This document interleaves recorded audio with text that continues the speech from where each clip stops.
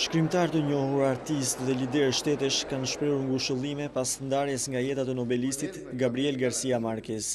Autori i veprave të njohura si 100 vjet vetmia apo Dashuria në kohën e kolerës dhe që konsiderohet si një prej shkrimtarëve më të mëdhenj në spanjisht, ndoroi jetë në moshën 87 vjeçare mbrëmjen e së njëjtës.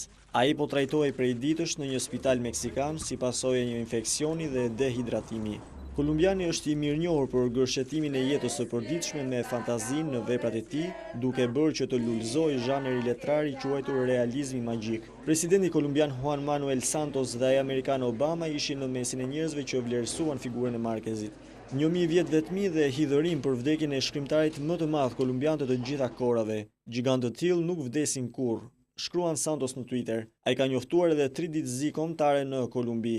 Ndërsa Obama theksoi se bota ka humbur një prej shkrimtarëve më vizionar. Ish-presidenti amerikan Clinton shprehet se Marquez ka arritur të kapë dhimbjen dhe gëzimin e njerëzimit tonë të përbashkët. Ngushëllime për vdekjen e Marquez erdhën edhe nga shkrimtarë të tjerë spanjishtfolës, si fituesi i Nobelit në letërsi peruani Mario Vargas Llosa dhe autorja kiliane Isabel Allende. Edhe Enrique Peña Nieto, presidenti i Meksikës, vendi ku Marquez jetoi 30 vitet e fundit të jetës, shprehu pikëllimin për vdekjen e një prej shkrimtarëve më të mëdhenj të kohës tonë. I njohur me Novkën Gabo në Amerikën Latine, shkrimtari lindi në qytetin verior të Kolumbisë, Aracataca, që u bë frymëzim për Macondon, qytetin në qendër të romanit 100 vjet vetmi. Me këtë vepër ai fitoi edhe çmimin Nobel në letërsi në vitin 1982.